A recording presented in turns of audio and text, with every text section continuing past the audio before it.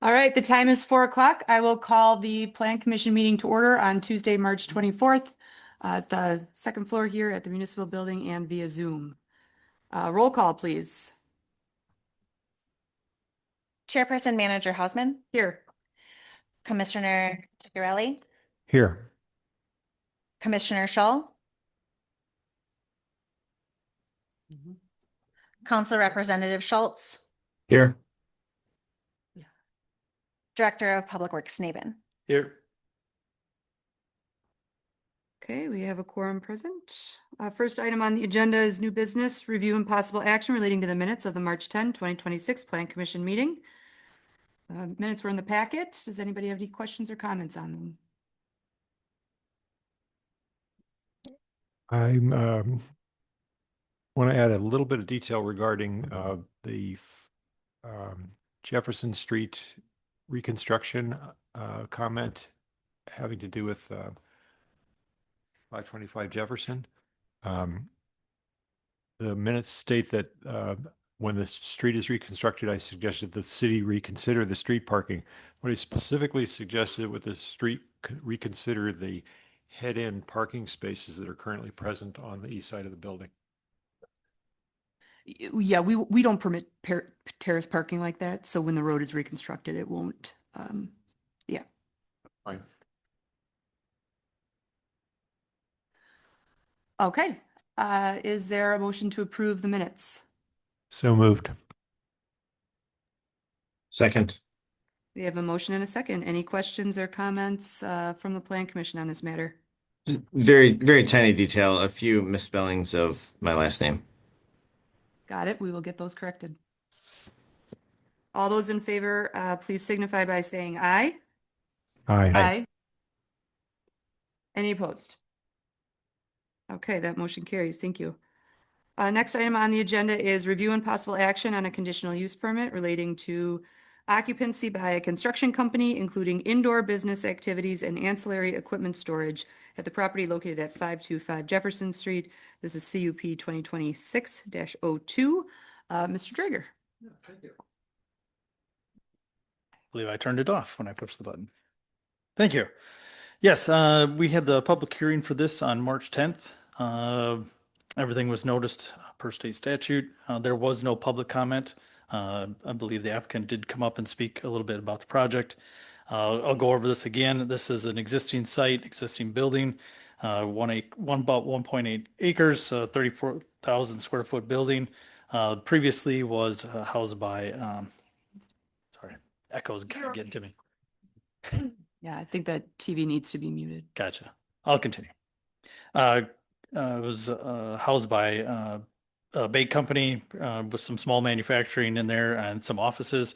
The new business going in there, potential new business, A+ environmental and emergency or home backup systems, be a very similar use of the building. There were a couple of added uses which triggered that conditional use permit.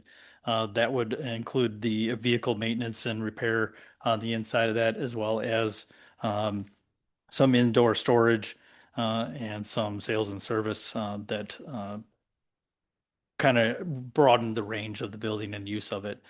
With those comes a site plan review for the site. And then you'll see on the site plan document here, the memo, there's a lot of unknowns when it comes to the memo here, and that is mostly pertaining to the parking situation. And the use did not really give staff a real precise count of the different areas used in the building. So using that, we used a pretty well-established method to determine how many spaces needed to be in there.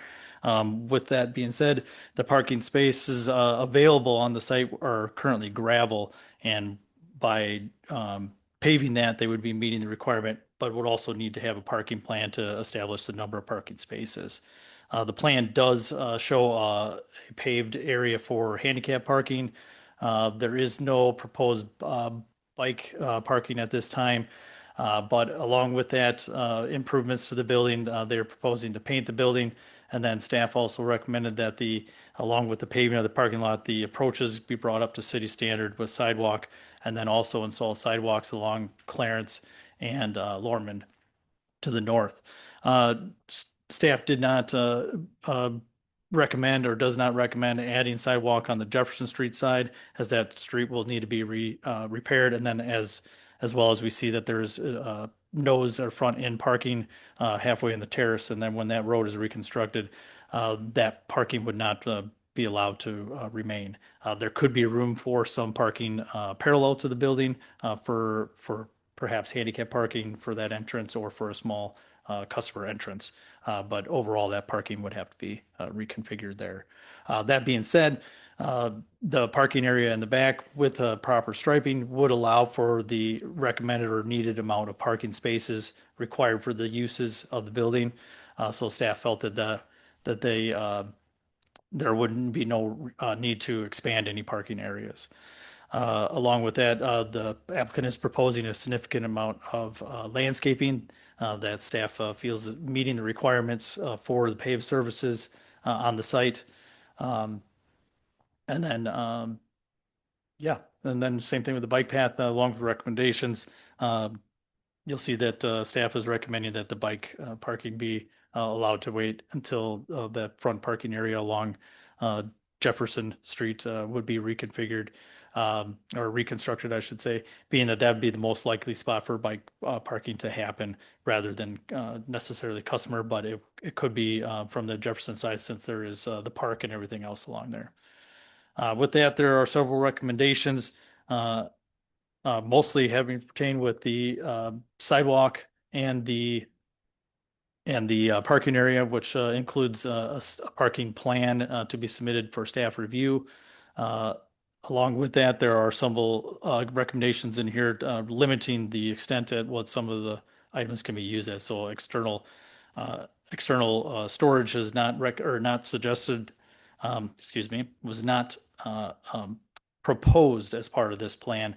So therefore, there would be no area set aside for external storage areas. With that, I'll welcome any questions, but as I said, there was no public comment. I believe there is a representative here if you have additional questions that I can't answer, but I would be happy to entertain any questions that you have. Kind of rambled on there a little bit on this one, but apologize. Mr. Dreyer, can you list off those recommended conditions of the conditional use permit, just so the Plan Commission and the public understand what the staff is recommending approval of this conditional use permit, subject to these conditions, and they're outlined on page 19 of the staff report. Yes, I can. Thank you. No, number one is just stating that conditions as listed in section 151032.9, which is the conditional use procedure, shall apply to all conditional uses. Number two, conditional use permit only applies to permitting a vehicle service and repair land use on the subject property for the applicant and their associated businesses. If any other conditional use in the UMU zoning district were to be requested in the future by the applicant or a different entity or subject property, it shall require the completion of a full new conditional use process. Basically saying that their vehicle repair stuff is only pertaining to their businesses specifically. The vehicle service and repair use shall be limited to only indoor activities. Do you want me to summarize these, or if you wanted full? You can summarize them. Thank Yes, you. okay. Vehicle repair service land use only allowed indoor activities. The outdoor activities shall be limited to only those permitted by right. Land uses in the UMU. Outdoor display, such all applicable land use requirements associated with the outdoor activity shall be met and maintained. Required all parking areas to be paved with a hard surface per the city standard. Require all parking and striping plan be submitted to city staff, meeting the city ordinances, and require all approaches to meet city ordinances of 6-inch concrete. Require installation of public sidewalk along Clarence and Lorman Streets within 1 year. I did not mention that within the thing, allowing a little delay for some due to the costs of it. Require bicycle parking on Jefferson Street is reconstructed.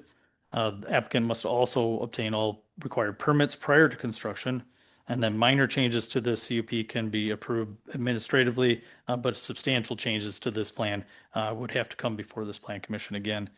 And then any other recommendations from the Plan Commission. Okay, and we did, during the public hearing at the last Plan Commission meeting, we did confirm with the property owner and the applicant that these conditions are, that they are in line with his plans for the property. Are there any questions for Mr. Drager from the Plan Commission on this matter?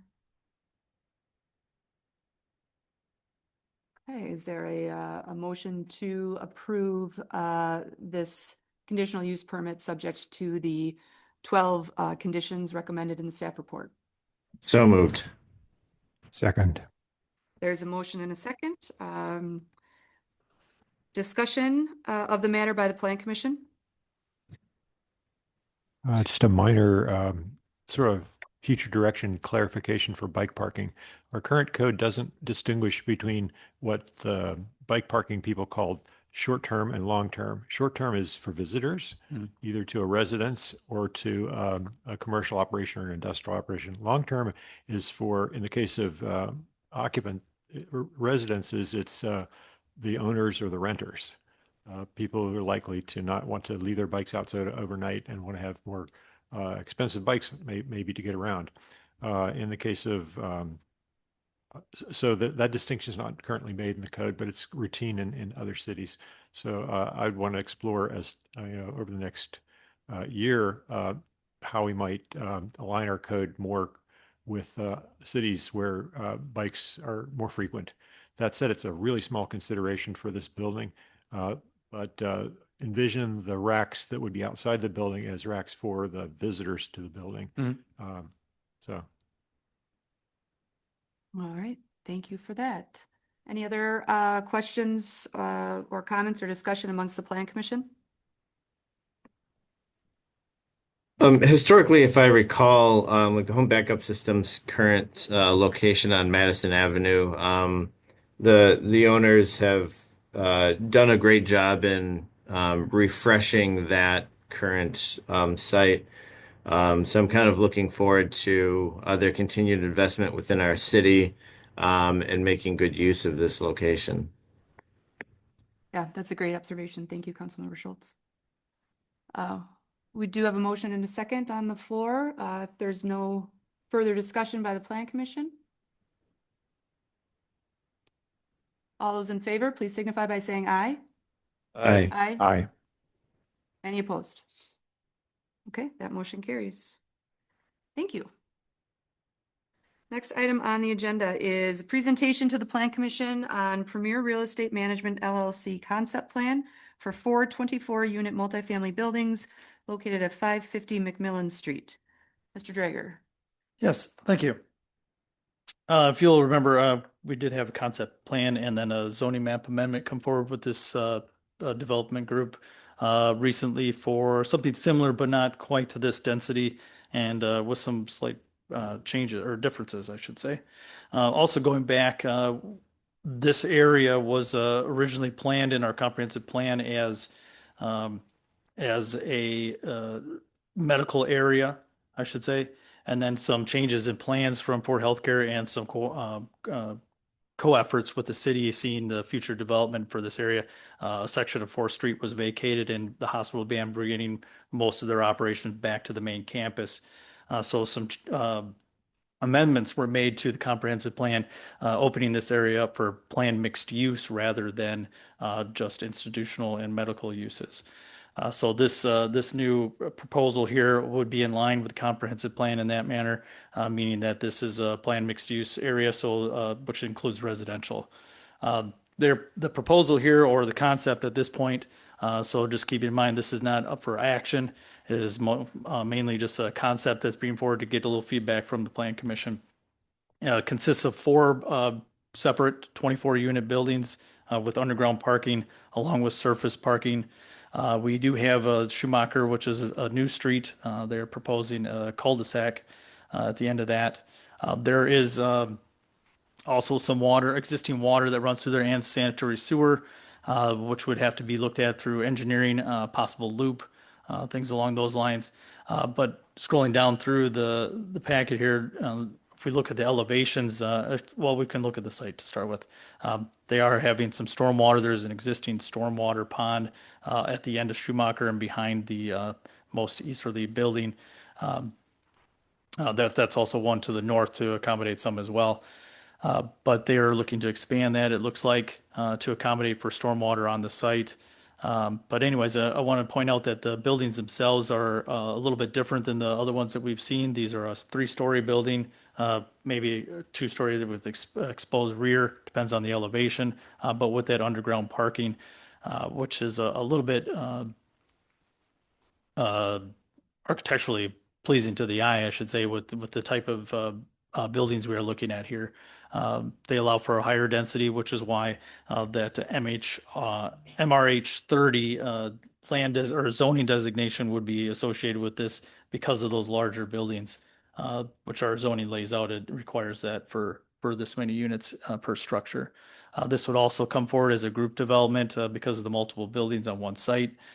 So as with other projects that we've seen here, this would require that conditional use permit associated with the group development, certified survey map, and a zoning amendment for all these here. So once again, this is that first step concept to get some feedback. The buildings do show some small efficiency, I shouldn't say small, but some efficiency apartments, some one bedroom and two bedroom units that have a range in sizes. But overall, staff feels this is a nice looking project, but there are some engineering and site improvements that we're gonna have to work out per code. But those units do range from 780 to 1,164 square feet. That's the number I was looking for. I would welcome any questions for this here. There are members of the applicant, there are representatives of the applicant here that I'm sure would welcome some questions as well if you have for them. But starting with me, I will take any of them that you may have for myself. All right, questions from the Plan Commission for Mr. Drager on this concept plan? I met with Jed earlier today, and rather than read all a summary of all the things that we went over, just sort of what ifs and what ifs, I'll submit that in writing, but I'll hit the high points. The plan currently envisions Handleyside as a dead end street, actually driveway, and Schumacher as a cul-de-sac. So the thought was, why not wrap Handleyside as a city street around to Schumacher and perhaps beyond to Memorial? So that's a city street circulation idea.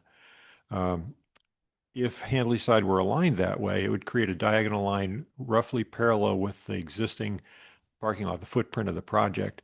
And the thought then would be, why not align the faces of the buildings, at least the two center buildings, buildings 2 and 3, with this hypothetical street to more urbanize it. What we're seeing as initial concept, great buildings, by the way, is kind of laid out randomly on the site just to conform with the area that's available. So the suggestion there is to align it with the street if the street goes through. There's a lot of parking in front of the buildings. I was wondering whether it would be possible to, first of all, look at that parking capacity and see if it's actually needed, all that capacity. You got underground parking for the residents, and take much of the remaining parking and shift it behind the buildings by shifting the buildings forward to the hypothetical street.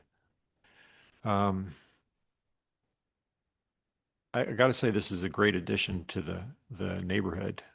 It's a lot of housing, and we'd envisioned the northeast area as having more housing. This is a really good start on that. I walked the site yesterday, and I noticed there's a berm, kind of half a body's height, behind the project between it and Wellington Meadows, the care facility in the upper right corner of the figure there. And I thought that if there were parking behind, that could help to screen the parking from Wellington Meadows. Not that there's a whole lot of people staring out the windows at Wellington Meadows. It's pretty much of an interior life kind of place.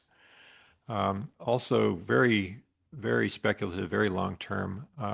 I see a possible opportunity to thread some shared use paths through there to connect the project and possibly Roger Street to Ralph Park and to Memorial Drive. And that I have a conceptual figure that I included as part of my comments.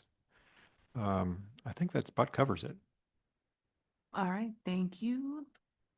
I would like to echo the comments on the architectural style of the buildings and the density that when, city staff has been working with Fort Healthcare for about 4 years on this, on the redevelopment of this remote parking lot. And seeing this concept plan really does help bring that vision to life. So I'm very pleased to, very pleased to see this concept plan move forward.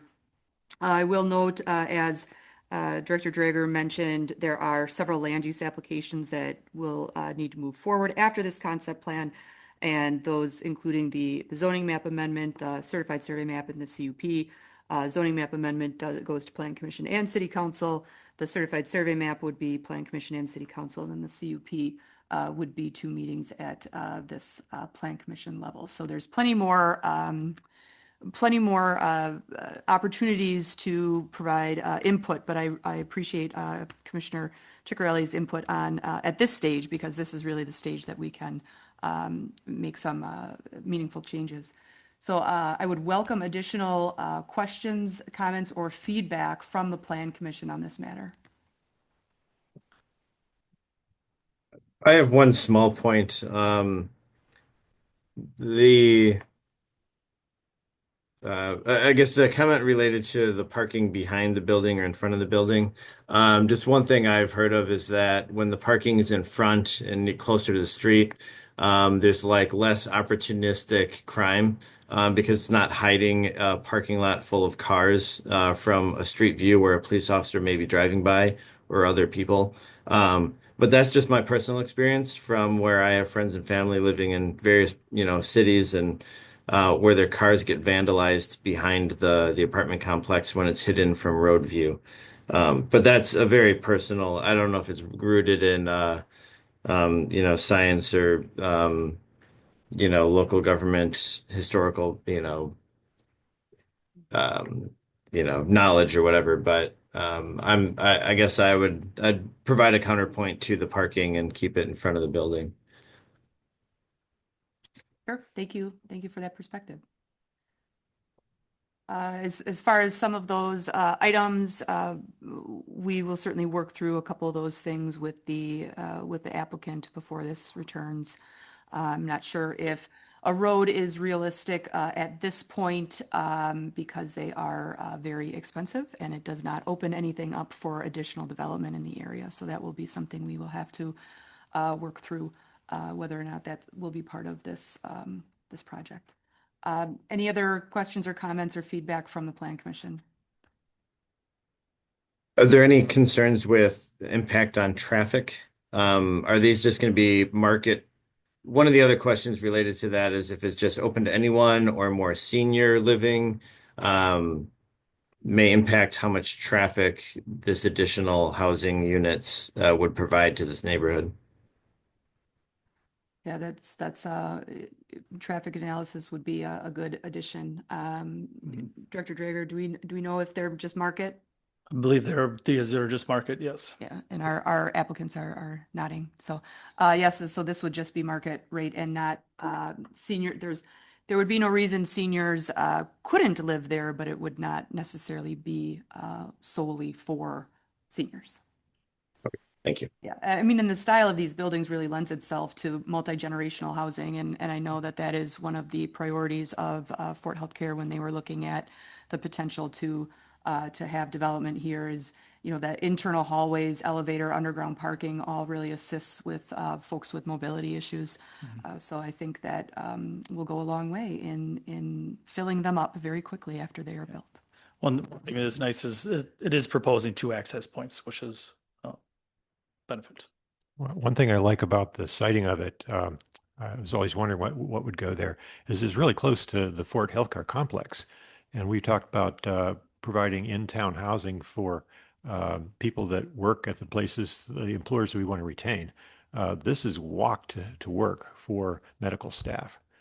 So that bears on trip generation. If you're not commuting somewhere off-site, but you're walking to work, that's huge. And I think this has a potential, if the affordability is there for the compensation ranges at the healthcare complex, this could actually have less trip generation than a greenfield site some distance from the hospital. So great points. Thank you. That also goes to affordability. There's a concept in the industry called location efficient mortgage. This is not a for sale complex. This is a for rent complex, as I understand. But if I have to spend less of my money keeping a car up, and that car can go from everyday commute use to occasional use, your insurance goes down a lot, and your car maintenance costs go down, et cetera. Okay. Additional feedback? All right, as I mentioned, future land use items for this project, we'll see it multiple times. I appreciate the feedback from the Plan Commission, and I appreciate the submittal for the concept plan phase. Thank you very much. And thank you, Mr. Drager, for the presentation. So that is a non-action item, so we will move on to 3D, which is review and possible action relating to a site plan review for signage at MBE CPA, 524 Whitewater Avenue. This is site plan review 2026-02. Mr. Drager. Yes, thank you.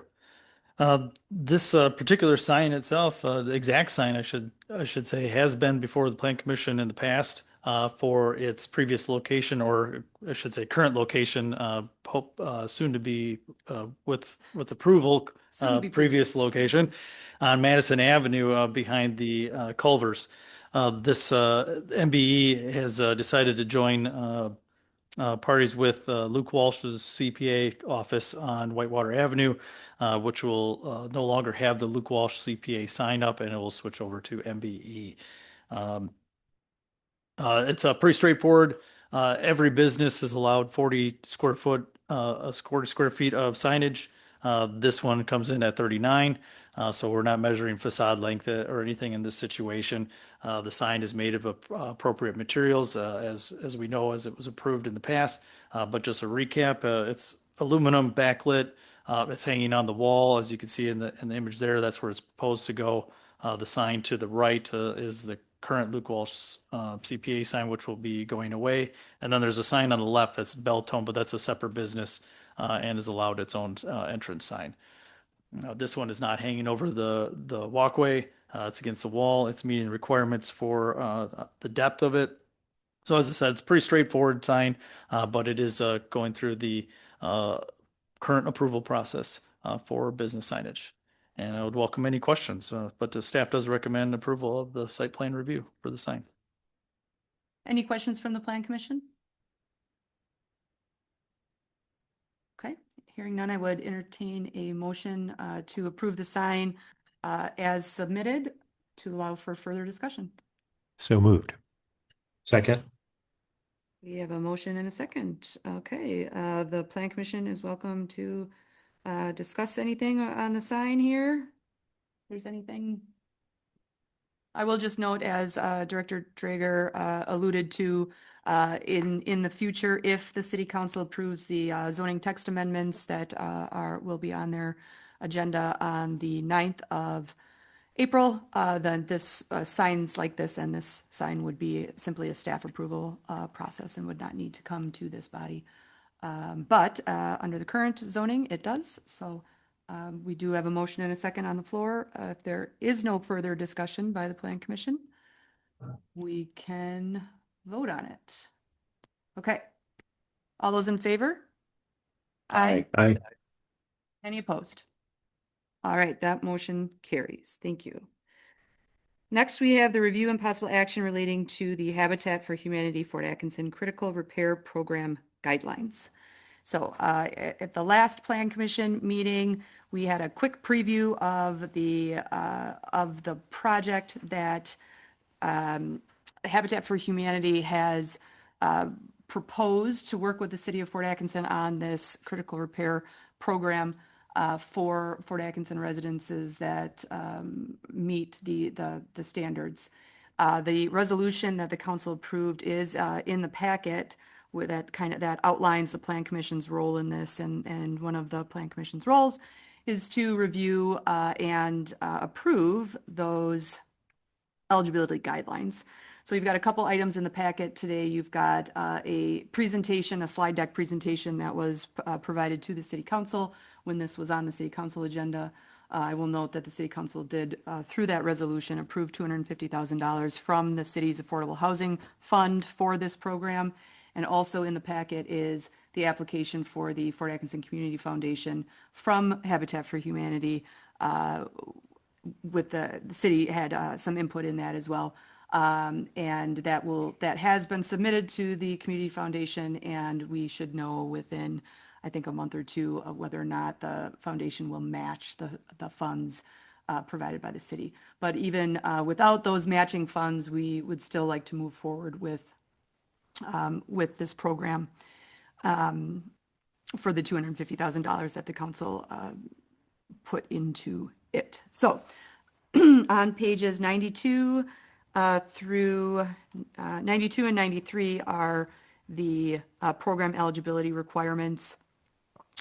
We have proof of home ownership or proof of ownership, proof of homeowner's insurance, verification of residence. These would have to be owner occupied, that the resident is current on property taxes, and that the ownership has been at least 1 year in length. Ownership of the property has been 1 year with a clear title.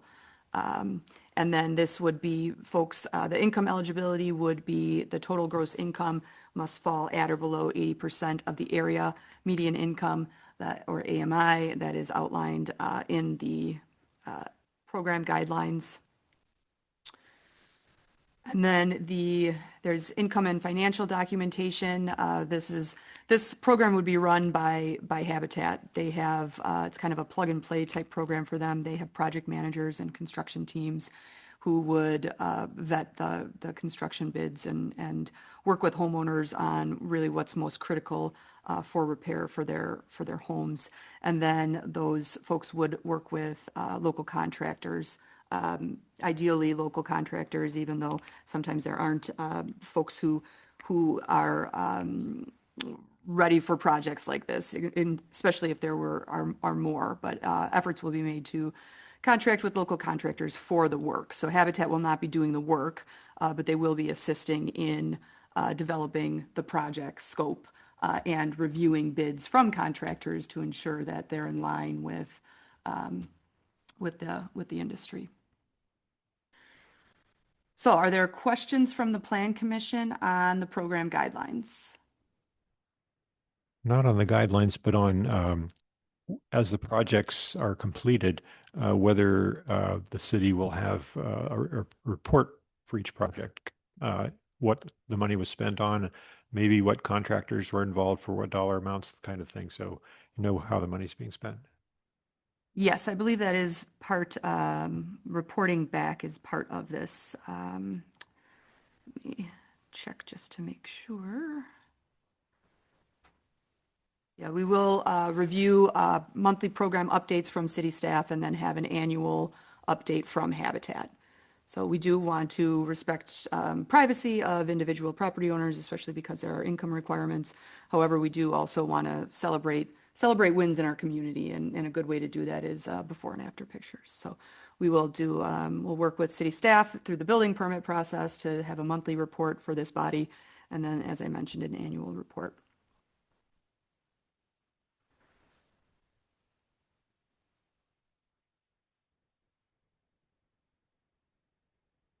All right, if there aren't any questions, I would entertain a motion to approve those Habitat for Humanity Fort Atkinson Critical Repair Program guidelines as submitted. So moved. Second. Okay, we have a motion and a second on the floor. Any additional discussion by the Plan Commission on this matter? After brief experience with Habitat here as a construction volunteer, watching staff in action, I have a feeling this is in really good hands. Great, thank you. All right, if there are no additional comments, all those in favor, please signify by saying aye. Aye. Aye. Any opposed? All right, that motion carries. Thank you. Last item on the agenda is updates on previously approved projects. I will just mention that the city council did a first reading of 2 zoning map amendments at the last city council meeting and directed staff to prepare them for a second and possible third final reading. So both of those came from this body with positive recommendations. So that one was the zoning map amendment for the project off of Meadow Lane. And the other was a zoning map amendment for the PUD for the Premier Bank parking lot in our downtown. And then the city council also performed the first reading and recommended the second, third, and final reading for the zoning text amendments that make the changes to the sign code within our zoning code that were referenced earlier this evening. So those will all go back to the city council for action on April 9th. I'm happy to answer other questions from the Plan Commission on previously approved items.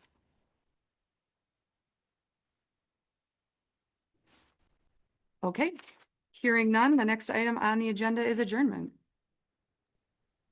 Move to adjourn. Second. We have a motion and a second. All those in favor, please signify by saying aye. Aye. Okay, we are adjourned at 4:36 p.m. Thank you all for coming.